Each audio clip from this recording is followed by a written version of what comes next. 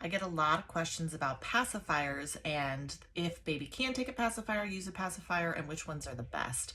As a speech therapist, I've been using pacifiers with babies in the neonatal intensive care unit to teach non-nutritive sucking and coordination of sucking for over a decade. They are a great tool in the parenting tool and bag of tricks. They are great for after a feeding if baby has reflux and they just need to swallow to help them digest. They are great after a feeding if you don't want to use yourself as a pacifier and you're trying to help baby transition to sleep. They are great for helping babies transition to sleep for the first 6 months. American Academy of Pediatrics actually recommends using pacifiers to help babies sleep to help reduce the risk of SIDS, sudden infant death syndrome, for the first 6 months. And they're also great when in the car when you cannot physically get to that baby. In terms of my favorite pacifiers, I like a longer round pacifier nipple that is going to promote a good deep latch. So the Avent Soothie, the one that you most likely got in the hospital, is one of my favorites. It does have that nice round nipple to promote good tongue cupping, which is what we want back at the breast. The Ninico is another one of my favorite pacifiers. It's a little bigger and rounder.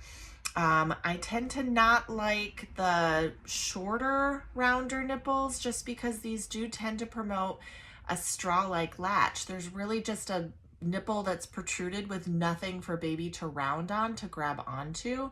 So this is the Nano BB. This is the Ryan and Rose Cutie Pat.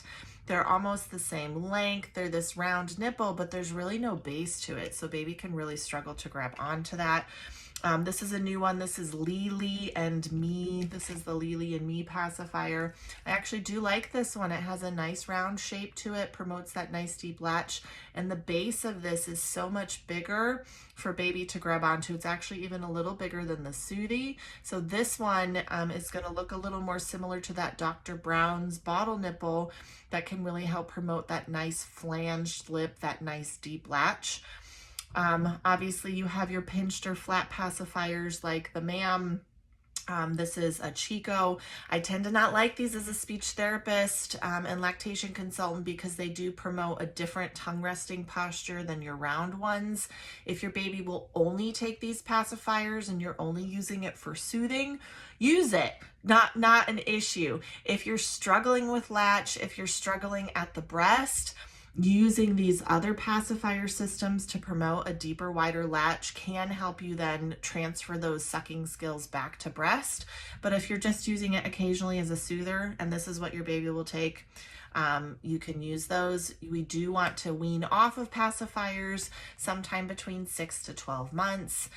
AAP says get them out by 6 months. The dentist typically will say they won't start doing dental damage until sometime between 2 and 4 years old, but best practice would still be having you wean those sometime between 6 to 12 months. Now you know.